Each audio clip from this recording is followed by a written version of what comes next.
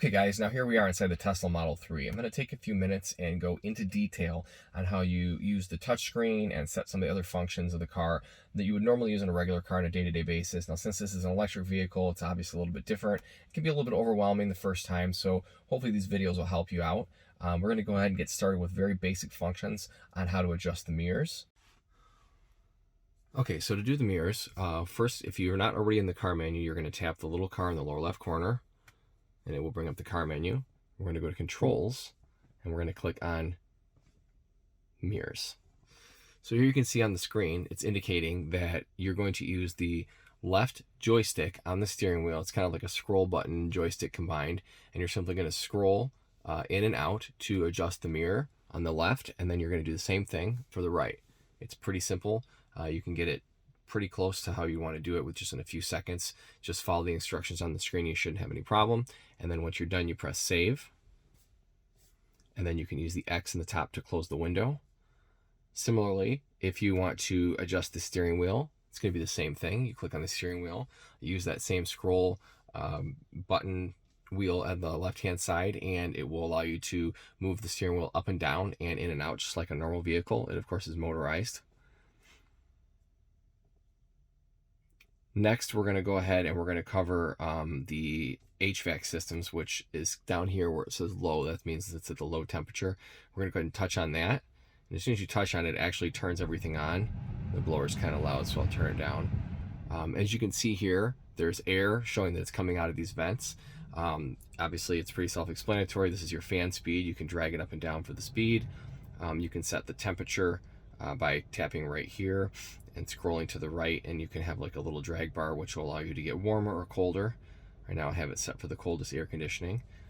These are pretty self-explanatory where you want the air to come out. Now, one thing that most people don't realize is that the vents themselves are actually motorized. There's no visible vents, they're behind the dash, so you can actually drag and drop with your hands, and you can change exactly how the airflow is. And this is dual climate controlled, so the passenger can actually have a separate airflow pattern than the driver just by dragging and dropping. It's pretty cool.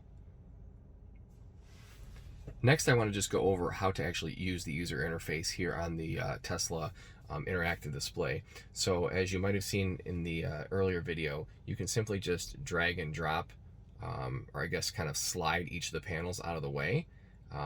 So it's similar to like an Android operating system, I guess, or maybe even iPad as well. You just kind of move everything with your finger. Some of the windows have little X's on them. For instance, like when we go into, I think it's some of these control settings, you'll see there's an X, and you can just tap that to get it out of the way. So it's pretty intuitive, pretty basic function.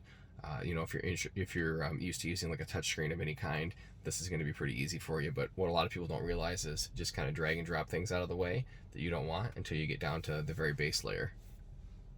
So now we're going to go to the navigation.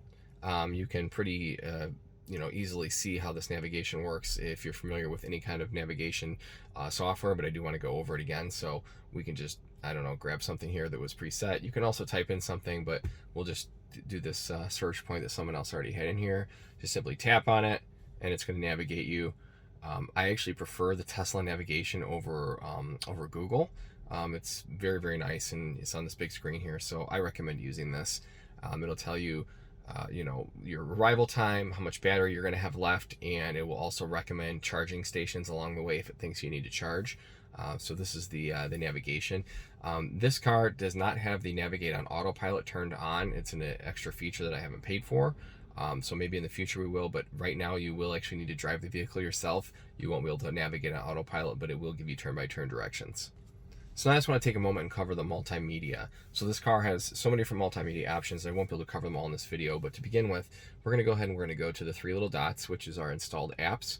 And you'll see that you have things like theater, arcade, toy box, streaming, karaoke, TuneIn, which is radio, Spotify. Let's take a look at theater. So this has all of your major streaming services. You can go ahead and feel free to sign into any of these and use them if you like, but I recommend signing out before you return the vehicle. And arcade actually has some fun little games you can play while you're charging the vehicle. I don't think it'll let you play while the car is in motion. I haven't really tried. I'm pretty sure it's just while it's charging. So these are all built into the car. There is a web browser. It's kind of slow. I wouldn't recommend using it, but it does work. One of my favorite features is actually Spotify, and I have actually signed in my account. Feel free to sign out of it. If if you want to, you can sign into your own. Just again, you probably want to sign out when you're done. But if you like electronic music, you may like my account. I've got some playlists set up here for you guys to enjoy. And then here, obviously, if you want to connect your phone on Bluetooth, you're going to hit the Bluetooth option here and connect phone. And if you've ever connected a phone to any car, it's basically the same steps. So I don't think you have much difficulty there. TuneIn, I believe, is another radio service. Karaoke, obviously self-explanatory. And then I believe if you want to go to FM radio, I think you click on streaming. And then you actually tap it here again. And again, you'll have like another listing view of all of your options. And then you just simply go to radio, and then you scroll through whatever you want and tap on it, and it's probably gonna be really loud.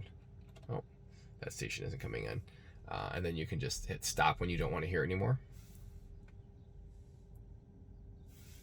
So that's the basics of the multimedia functions in the Tesla Model 3. Another function that's extremely important and very useful and will automatically come on when you're in reverse is the backup camera and side cameras. You can always tap on the camera icon down here at the bottom, and it will launch all the camera views live. Definitely, again, useful, if you're already in reverse and maybe you've put some other, displays up like menus and you need to just get back to the camera, you can always tap that. So again, this is the backup camera, and the side camera views can be accessed by pressing the camera button at the bottom. Now, as I mentioned before, basically everything in this vehicle is controlled through this touch panel, and that includes opening the frunk, which is the front trunk, and the back trunk. You simply tap, and the trunk is open. This particular model does not have a motorized close, so you will actually need to get out and shut it. But the same thing with the frunk. I'm not going to demonstrate that, but if you tap here, it will open the frunk. There's quite a bit of storage space between the two compartments, so I think you'll be able to fit everything you need for your trip. So that concludes the in-depth demonstration video of the features of the Tesla Model 3. Hopefully these videos have helped you guys get a better look at how the car operates and functions, and will also just give you a better experience when driving the vehicle after renting it from us. And always, if you have any other questions, feel free to reach out to me directly on Turo, or if you've already booked a trip with us, you can definitely contact me by the cell number provided there in the listing. All right, everyone, thanks for your time. Have a great day.